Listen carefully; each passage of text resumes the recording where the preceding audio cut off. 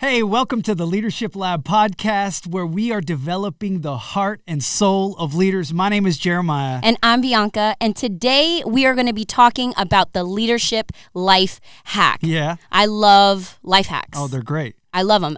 Everything about them. I am a mom who works. I'm in ministry, and I just need all the things. I need everything to tell me what can be quicker, what's the easiest, but it's also good for my family. So just yesterday actually, I found this life hack that I need to just share with all the moms. Tell it to us. Because it was just life-changing. This is going to revolution, and it's going to be so good for your family. Okay. So you normally get fresh broccoli when we shop. We get fresh broccoli. Go to Costco, get the bag of fresh broccoli. Yes. And then sometimes we throw away the broccoli because it goes bad. And it's like, oh, we didn't finish the broccoli. You ever done that broccoli smell test where you open up the bag and it's like, oh, I've definitely that is done that. not good broccoli, and that is disgusting. a bad smell. Life hack number 1, don't smell bad broccoli. Don't smell bad broccoli. But what else happened? Okay, so you came home with a bag of frozen broccoli. Yes. And I don't like frozen vegetables. They're mushy. They're just not good.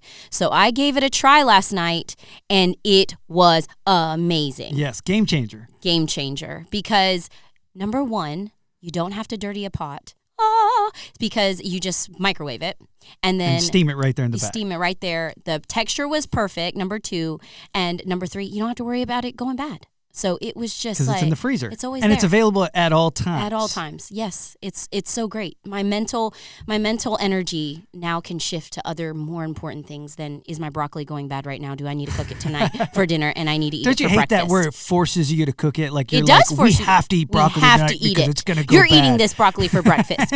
So I'm free from that. So thank you but that was the life hack. So today we're going to be talking about a leadership life hack. Okay. And I believe that this is going to be so important, and it's really going to, if we can think about this correctly, I really think it's going to help us tremendously as leaders. That's good. And that is modeling leadership. Okay. When we get out in front of people and we model what a leader looks like, a great leader, then it really will do way more than any teaching, any book, or any resource. When people can see what leadership looks like out in front, man, they catch it so much quicker. That's good. It's just like a little kid when they're growing up, they start doing what mommy and daddy do. Yeah. And they learn because they're catching information by it being modeled to them. That's good. And in leadership, that's the greatest hack that we can have. We don't have to spin our tires here or here or here. I think that there are those times that we give our efforts there, but the greatest thing that we need to invest in is just modeling behavior.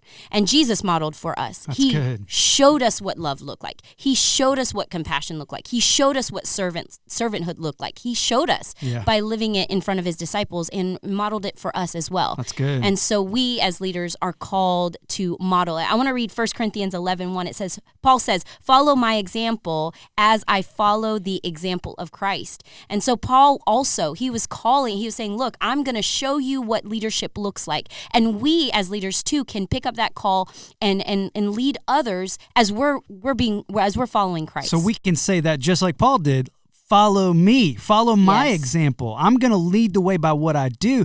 And really, I think that that's one of the most effective way to teach and to train others, because people live according to a set of morals or ethics that they have kind of deep wired into them, and leadership is one of those things that's more caught than it is even taught. Yes. It's more something that people just, they understand because they see it in action, and they're like, well, that's what I want to have be a part of my life. That's good. And here, as a leader, it's so important to remember that integrity beats charisma every day. That's so good. Every single day, it's better to be a leader that's real, that people can trust. That's good. More than someone who's just out front, that's maybe just really loud and outspoken, and you're saying, well, that's a leader right there. Yeah. Well, if you don't have the character that backs that up, your actual gifts can hold you back, because now you don't have the level of character that you need to reach that point to do that. I love what you said too, because sometimes people confuse someone that's out in front as leadership. Yeah. That's just such a sliver of leadership. is. I think that there are moments for that, but it's what we do and how we live our lives in the everyday, off the stage. That's where the real leadership is shown. That's where it so shines good. through. the way that we live our lives, it becomes the foundation for our leadership. Yeah. Everything that we build in our leading of others is really built on the foundation of who we are and the way that we live our everyday lives. And so when people take notice of who you are in those real moments, and let me tell you, the people you lead, they see that. They see through all of the things that we try to do to distract people. And what I love about it is it invite people in. I know that I'm not perfect, and I know that when I'm following a leader who I can see some of the imperfections, but I can see their character come through, even in the moments where they might make a mistake. I see how they apologize. I see the humility that's a part of their life, and it's something that just draws me in. Yeah. And in order to lead others toward a vision, you have to lead by example. Yes. You have to show people the way. You can't just tell people the way. That's so good. You have to show them this is what this looks like in our house, in our vision, under our mission. This is the way that we do this right here. This is the way that we treat people. That's good. Both other team members and our customers or who we're trying to reach. Yeah. It's important that they understand, well, this is how I treat the people I'm working alongside of, and this is how I treat the people who I'm serving, so that they know exactly how it is. And that's the best way. Just like you said, like Jesus did it. He modeled the way for us. Yeah. And it's really impractical for us to expect other people to do things that we're not willing to do ourselves. Yes. Leadership is not, hey, let me get to a place where I don't have to do those things anymore. Right. Leadership is, how can I serve harder today than I did yesterday? Yeah. How can I do more for other people than I've ever done before? Really raising yourself in your leadership level is lowering yourself in your ability to serve and to make a difference in the lives of people. And you're never above any task. That's the thing. We went to ministry school and we spent so much time fixing chairs. Yeah. And I remember towards the end, like I just remember I'm always going to fix chairs. I'm always going to straighten them up. I'm always going to pick up a piece of trash on the ground. I don't care what position I have. We never arrive to a place as like, oh, that's for those people to do. Like as leaders, we lay down more and more rights. The higher we go, the more rights we lay down, and the more time we're going to give to serve. And all of that makes such an impact on the organization as a whole. Yes. In fact, the way that the leader models behavior, it actually creates the value system that the team is going to operate by. That's good. Let me say that again. Do it. The way that a leader lives their life, it actually creates the value system that the entire organization is going to operate by. And so when people see that you're willing to serve, guess what? They kind of get this idea in their heart. They're saying, man, well, I need to be a servant too, because that's how the leader is leading. And it begins to trickle down into every area of the organization. I think one of the myths that sometimes people believe about leadership is that they believe that they can write a values on the wall. Like, hey, we're going to create our values. We're going to have a meeting. We're going to get some real creative statements. Ooh, that sounds really good. But they're not living it. And so it's just a thing that's on the wall, but it's not something that's actually a part of the fabric of that organization. Yeah. And so then it never happens. And you look at the wall, you're like, man, that sure was. Here's the thing. Values aren't what we hope for. Values are what we actually do. That's so good. It's not a hope list. It's actually like, this is what we do. This You're not is what we value. aspiring to your values. And you know, I think that it causes more damage when we post things that's so that good. we say we are, that we're actually not. If there's a gap between what we say our values are and what we're actually living, we need to evaluate that and say, you know what, they're not really my values. Yeah. And as leaders, that's a good activity we should do frequently, is just look in the mirror and be honest. There's no way we can grow if we're not looking at the mirror and taking 100% responsibility for our lives. So good. And so if we're seeing a gap between, I value this, I value health and fitness, but I never go work out. We got to be like, okay, maybe I don't value it as much as I say I do. And in churches, that's what's really important as well, that our value system is matching our actions. And as a leader, we should be living that in front of them so they can see those values. So good. There's some things you don't ever, you're never going to say. You're never going to tell them, I value XYZ to people that are in your church. You're just not. And eventually it's going to get to a point where it's just part of how you live and you don't even think about it. It doesn't even faze you, yet the people that you're leading see it and they take it on as well, and they really grow. Yeah. leaders, by their actions, their modeling, okay, Yeah. us showing other people the way, leaders create standards of excellence that show people how they ought to live their lives or how they ought to live inside of this organization that we're leading. That's good. And so whether it's a team, you have a team and you have a standard of excellence, the way that you display that in front of others, it actually creates that baseline for everybody to say, okay, I know exactly how I'm supposed to live right here. I know how I'm supposed to interact with people because the leader has shown me based on the way that they live. That's good. And so we just have to look at our lives and say, is this something someone would want to follow? If someone lived just like me, would I be proud of that? Because if we're really following Christ, then it should just flow out of us, and other people should be able to see that. And then we should see other people following Christ because they look at our example. And then there's just some things that you can't learn in a book, you can't learn in a classroom, and you have to and that's another thing, you have to make sure that you're doing life with people you're leading.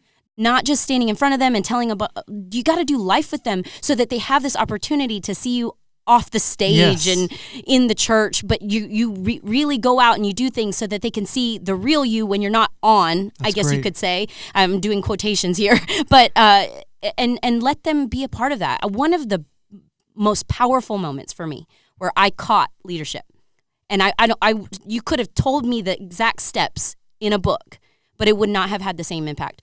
Was a moment that we lost one of our students. Oh my gosh, I'm going to cry. I wasn't even planning to tell this story, but it just sparked my memory. One of our students, when we were youth pastors, had passed away. Yeah. Like Very tragic. Very tragic. Very out of nowhere. I remember the scene. I remember outside of the hospital, there's just hundreds of students gathered because he had such an impact on so many people. It was, and they came outside and it was one of the family members just had kind of let everybody know that he had passed away. It was very, very sudden, very unexpected. Yeah. And it was like a bomb went off. It was people were just definitely like a laying bomb. down on the ground, wailing, crying, because he was so loved. Yeah. And I remember I was so young. I mean, I probably was 21, 22 at the time. And I was like, I don't even know what to do.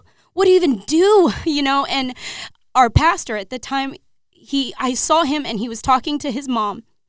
And he did with very, very little words, just over and over, and grabbed her by the hand and just said, I'm sorry. I'm so sorry. I'm so sorry. And he just mourned with his mom. And I just sat back and I was just soaking it in. And I was like, that's how you pastor people through a tragic. I would have never known how to do that. And in my head, I had all these questions swirling, and I cannot believe I have a tissue in my back pocket.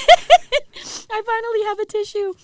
But it was so powerful, and that taught me so many more lessons than I even expected. And it was because of the way that he modeled it right in front of us. Right in front of us. And I'm telling you, people are watching, because I was watching. I was a hawk in that moment. I was like, I want to know how this man of God is going to handle this tragic situation. I don't think it could have ever been like a harder situation than that. And so it was just so, so powerful. Yeah. Well, let me give you kind of three kind of ideas as we kind of bring this to a close here. The first one is we lead by the way that we treat people. That's good. Leaders establish principles for the way that other people ought to be treated. So the way that we treat people is how others are going to treat people. That's good. The second thing is we lead by the way that we handle problems. So when there's a crisis situation that develops, when there's something that arises, whenever people see the leader kind of lose it, they lose their emotional ground, they lose everything, they start to kind of flip out on the situation. Maybe they even step outside of what their normal character would be, but really their true character is seen in that moment. Yes. You immediately lose some of that leadership credibility. And so you've got to just know that you got to take inventory of your own self as a leader and say, hey, who am I? Yeah. What have I allowed to be shaped inside of my character? Because in those crisis pressure moments, when the pressure's on, the heat's turned up, immediately that real what we call true colors come out. And you lose so much leadership credibility whenever you mishandle a problem situation. And don't be a leader that people feel like they have to walk on eggshells around you. Yeah. It's like, oh, what kind of mood are they in? Are they hot or are they cold today? Like, we've got to be consistent. And I'm not saying we're perfect, obviously, but I think that as long as we're going back to God, he's going to give us a new feeling of who he is to be able to handle the pressures of that day. But we also got to just carry that sense of responsibility and that Yes. weight with us all the time that says, hey, I'm the leader. I can't just act like a fool like everybody else. Can't. I'm the leader. You can't. The responsibility's on me. That's good. And I've just got to keep a level head in this thing. I've got to make the right choice, even if it costs me something. I've got to make the right choice, and people will follow. And the third thing is we lead by the way that we spend our time. See, a manager is always looking at the next task, or they're spending their time in meetings, talking about the next thing that has to be done, the next event that's going to take place. Hey, let's get all these details together. Let's make all this happen. While a leader, not a manager, but a leader is spending time with their team. They're on the front lines with their team. Yeah. They're engaged in the tasks with their team. They're doing life with their team. And they're finding as many one-on-one coaching moments that they can, that they could just pull from different people and say, hey, I want to spend time with you right here and I want to walk you through this. Hey, I noticed when you were doing that thing right there, I noticed that I could just coach you a little bit through this. Hey, what if you handled it like this? Hey, they're asking a lot of questions. Man, I think some of the best leaders ask questions more than they talk. That's good. That's Because so good. it coaches people to that next level and helps them so much. So much. Now, Wow. I've loved this conversation. It's been I so think good. that this series alone, this talk alone, is really going to help some leaders take that next step. And really, I hope that we challenged you today. Yeah. I hope that there was something that you feel like I can single it out and pinpoint it. That's Maybe good. you even want to re-listen to this again and catch some of those things. Thank you for sharing that story Yeah. too. I really Yeah. appreciate that. Of course. And we appreciate you being with us today. If you're listening or if you're watching, thank you so much. We appreciate you spending some time with us. We hope that this enriched you and really built you up so that you can go and make a difference in your leadership. Thanks so much.